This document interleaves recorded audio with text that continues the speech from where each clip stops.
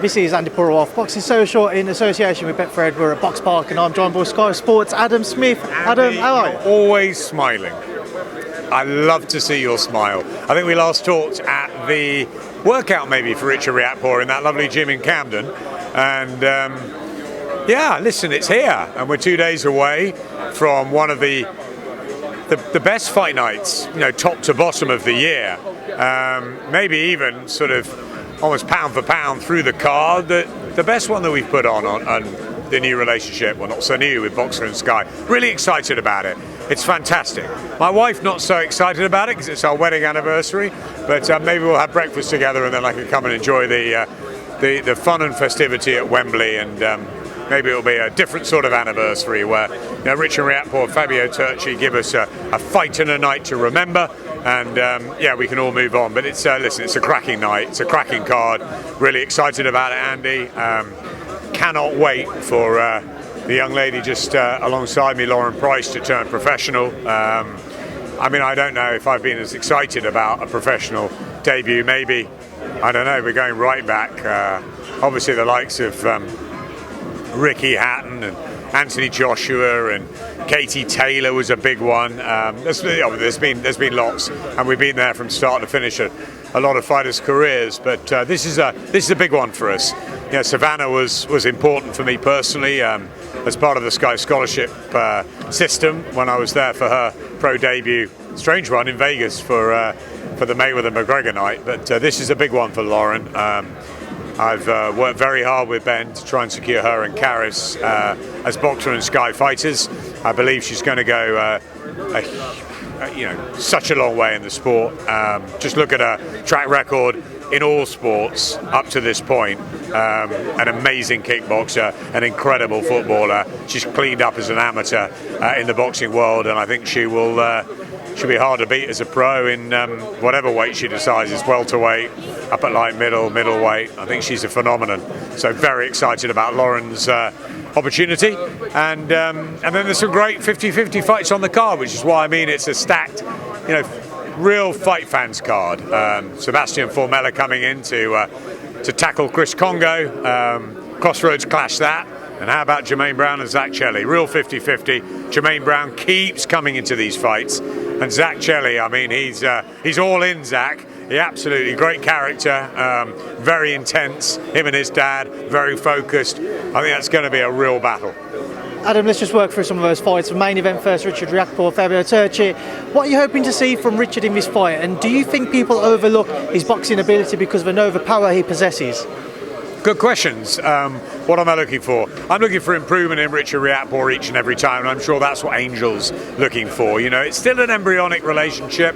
He's got a great stable with AJ and Fraser Clark right alongside him, and yeah, he'll be learning from that. He did well at 2 weeks' notice to go in with Dion Juma, who, yes, he was a favourite, but Dion was unbeaten, and the Fabio Turchi fight was on ice.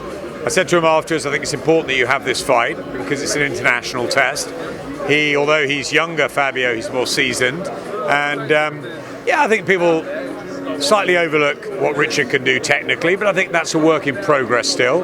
I think sometimes he can be a little bit lazy in fights. I think he can rely on his power a bit too much. And I'm sure Angel will want him to showcase his boxing talent as well in this fight, because Fabio's a warrior and he may not be easy to get rid of. And also Fabio Turchi can punch, 14 knockouts, so he's got to be careful, Richard.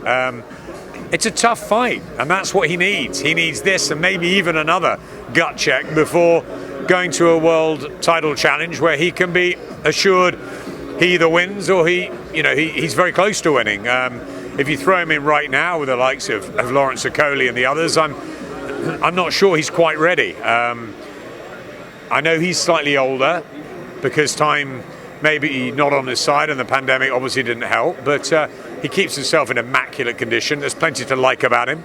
I think he can box, he's got a good jab and he's got power, but I think there are still some green raw elements to him, and I think Angel probably knows that, and I think this is the perfect opponent to test them out against. And I think it'll be a tough, hard fight, but it's a fight that he can come through on, and if he shines and makes a real statement, there's no reason he can't be fighting for world titles sooner rather than later. But Lawrence Okoli one in particular is something I raised with Richard. Obviously, Lawrence is with Matchroom, and Eddie, obviously, you guys have Richard. How easy or difficult of a fight could that be to make? Because Richard's convinced that's probably the biggest fight that could be made in the cruiserweight division in his mind. Any fight can be made. You know, we go back to Mayweather Pacquiao that no one thought would ever happen. It happened 5 years too late. Carl Brook happened in the end, didn't it? Fights happen. I have no doubt that Lawrence Okoli and Richard Riakporhe will share a ring at some point, but as you said, there's different broadcasters, different promoters, complications in the business as always, and we have to wait and see. At the moment we concentrate on what Richard's doing, Lawrence will concentrate on what he's doing over the other side, and I'm sure their paths will cross at some stage, Andy, and it will be a fantastic fight for the British public, but we're not quite ready there yet. Jermaine Brown and Zach Chelli is a great fight, Adam. How do you expect to see it play out? Really good fight. Jermaine Brown keeps impressing us time and time again. He's not a big puncher, but he's so fit and he's got a good boxing brain, and he's really controlling this sort of English level. Zach Chelli is an enigma. You know, we think he's really good. We think he's really flashy. I think maybe his best performance was when he didn't get that victory on Fight Camp, and I'm still not quite sure about Zach, and he's 24, and I want to see a definitive performance. Maybe this is the one. But it's a tough ask against Jermaine Brown, who's got momentum and got form. I think what it is good, it's great that the training teams, great that the matchmakers, great that Boxer are putting this on and taking a risk. I love it. And if it's a good fight, they can do it again. Adam, just away from his card, get your thoughts on a couple of other topics. Devin Haney became undisputed champion on Saturday night. What did you make of his performance in his win? I thought he was absolutely brilliant. I thought he didn't really come out of second, third gear. And it was a case of levels to me. George Kambosos Jr. has done amazingly well. Wins over Lee Selby, that upset win over Teofimo Lopez. But they were close fights. And I wonder if, Lee 2 or 3 years before that would have, won that. And I think people probably overlook the talent that Devin Haney has. He's got incredible ambition, he's very dedicated, and I always felt that he needed an opponent to really shine against. Some people said the fight was boring. Listen, he made it like that. It was an extremely impressive example of how to utilize a jab, how to move, how to paint a picture in boxing. There wasn't a mark on him afterwards. I thought he won the majority of the rounds. However you score it, it was unanimous. It was a fantastic performance under a lot of pressure, with 45,000 fans in Australia, 8,000 miles away, all the shenanigans about who was training him and whether his dad could get there. Devin Haney didn't matter where he was. He could have been in here and boxed George Kambosos. He outboxed him. George wants the rematch. I think it's in the contract. We'll see if that happens. I'm sure he can come again. No disgrace losing to a man and a performance like that. And I was really impressed with Devin Haney in a slightly different way that I was really impressed with Shakur Stevenson when I was in Vegas the other week. But they are two young stars for the future, and well done to Top Rank for having them. Adam, away from Devin Haney, just get your thoughts on Anthony Joshua now. An article has come out recently from The Sun stating that I expect to see him move over with DAZN and leave, obviously, the Sky partnership that he's had from the beginning of his career behind. Just an update or your thoughts on that article. I've read it as well. Have you asked Anthony what his... If you've got his phone number, I'd be more than happy to drop him a call, see if I get him on Zoom. I've got his phone number. I had a message the other day saying love to the family. I think that he's looking forward to when he's not fighting again and he can actually sort of have proper conversations on the phone that aren't about business. There's nothing to report. We don't have any news. I think the fight is touted, the rematch, to be August the 20th. There's no news from our side. I guess it's one to ask Anthony, and we wait and see what happens. What I can say is we've had a phenomenal relationship with AJ from the word go. We adored having him on Sky. If we have him for his next fight, we will adore that. But there's no news, so we wait and see. And as I've always said, I've been confident that he can remain on Sky, but it's his decision. It's a fighter's decision, and he's at a stage in his career where he may get other offers if that's true, and there's money coming in from the other side, from DAZN. Then absolutely he's got to look at it and he's got to decide what he wants to do. It's a question for AJ. There's no news from our side, none at all. With the fight being pushed back to August 20th, Adam, for yourself, when do you think you'll have a definitive answer as to where you guys as a broadcast partners could stand? I wait like you do. I wait for news. I'm sure it'll come soon. I'm sure we'll find out when first of all, the fight's got to be. I mean, they've made the rematch, and I presume it's. We're hearing Saudi Arabia, possibly the Jeddah Superdrome, maybe August the 20th. But I've heard dates from July 23rd to August the 6th to August the 13th to August the 20th. So I think we've got to wait and see. We've got to wait and see when they come out and announce the fight, and then I'm sure everything else will fall into place. Adam, just one other thing I want to touch on is previously when I've asked you about it, you've said you've always seen AJ as a loyal guy. Obviously, we saw him sign that long-term promotional deal with Matchroom, and you felt that ideally that would obviously lined up for yourselves as Sky to continue as his broadcast partners. How disappointed would you be if AJ was to go down the route of working with DAZN instead? Yeah, it's a good question, and of course, I want AJ to stay with Sky forever and ever. And sometimes boxing doesn't work like this. The fighters are the most important people in boxing. You and I would not be doing what we're doing without the brave men and women that risk their careers, their livelihoods, each and every time they climb through the squared circle. And fighters are what this sport is all about, and sometimes they've got to make decisions which are selfish, which look after their friends and their family and themselves, and sometimes they're not decisions that sit very comfortably with different promoters, broadcasters and maybe fans, but they've got to do that. So AJ's got a decision to make. He'll make that decision. We're always going to support AJ, whatever that decision is made. We are part of the fabric, part of the history, but I love him to be on Sky for forever and a day, of course. But it's a question, and it's something that him and his team have to work out, what's best for him.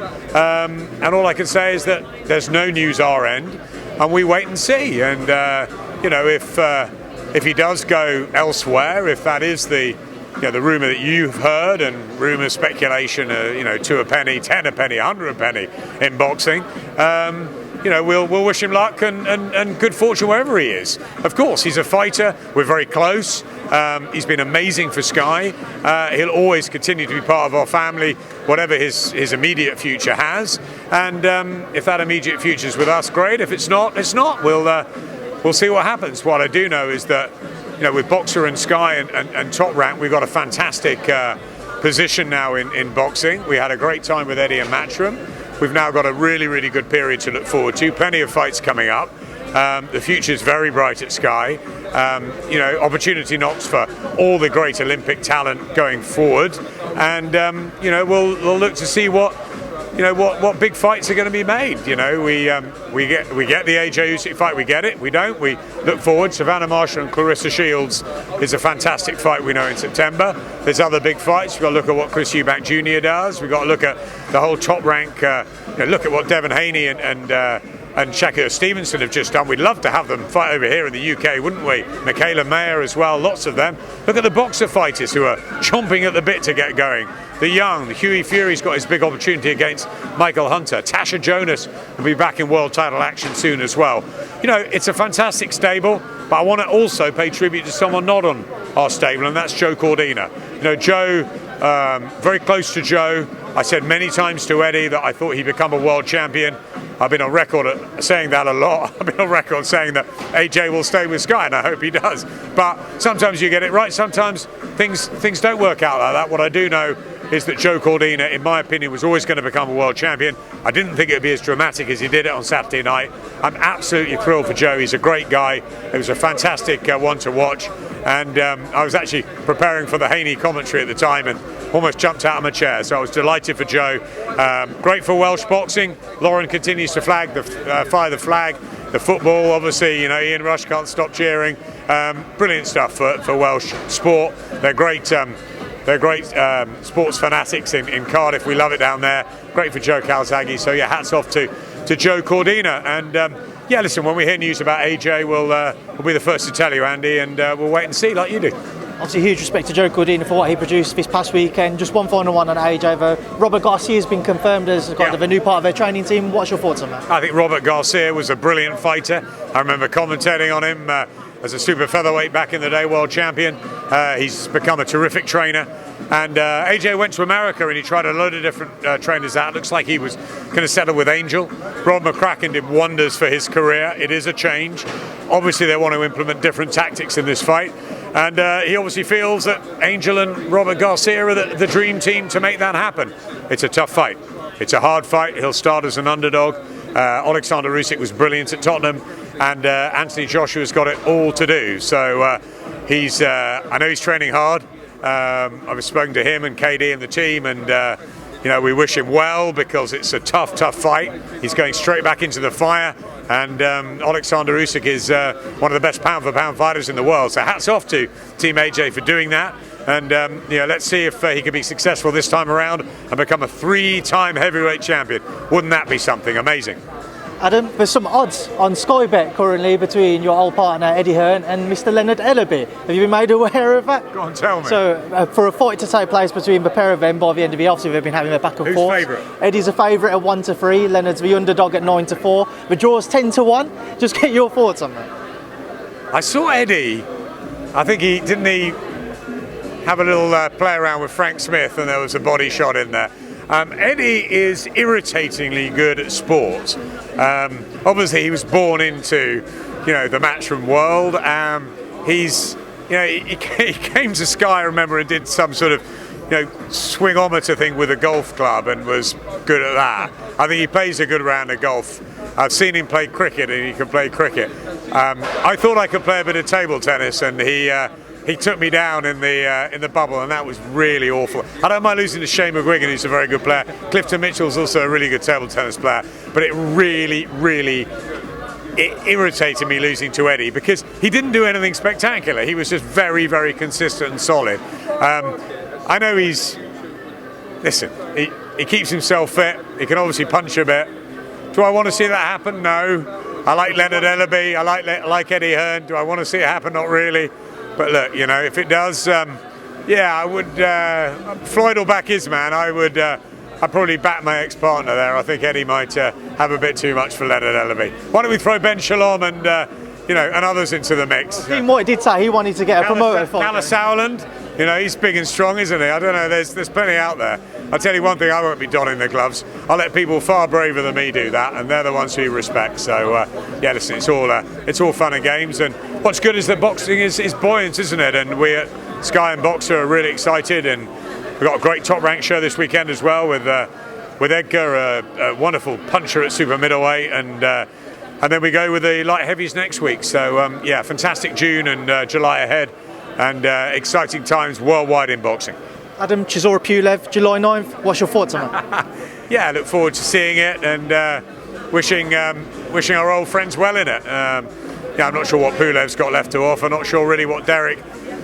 This Indian summer just is elongated and on and on. I don't want to see him lose too many more times. I want him to take his money at some point and think of other things. I wasn't worried necessarily in the second Parker fight, but I just did think that I didn't want Derek, as a friend and as somebody that's given everything to British boxing, to go on too long. But look, he's a fighter, he'll make his decisions, and I hope they come out healthy and safe, and I'm sure they'll put a really good fight on.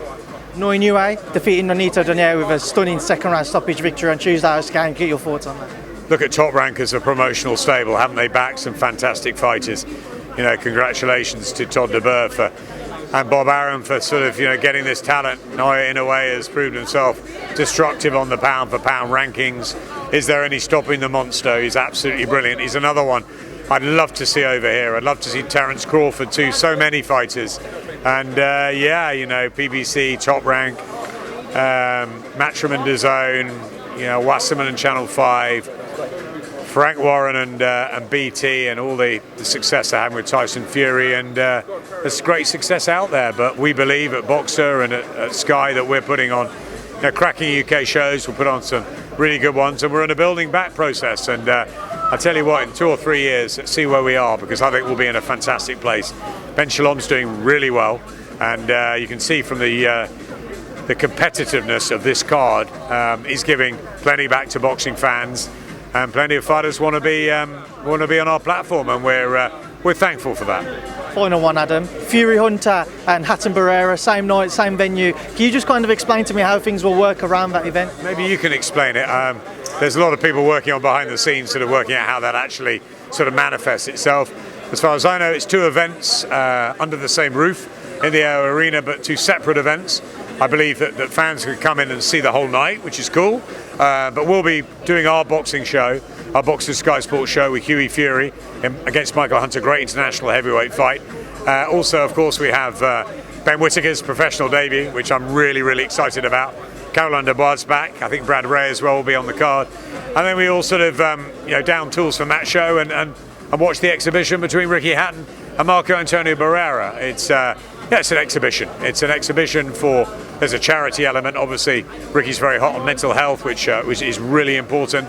Marco Antonio Barrera and Ricky Hatton have both been legends on Sky, and we'll be donning our hats to them and celebrating two great careers. And hopefully, it'll be a fun exhibition where no one gets hurt and we can all carry on. Right, Adam, I appreciate your time as always. Thanks for speaking to me in Boxing Social. Cheers, Andy.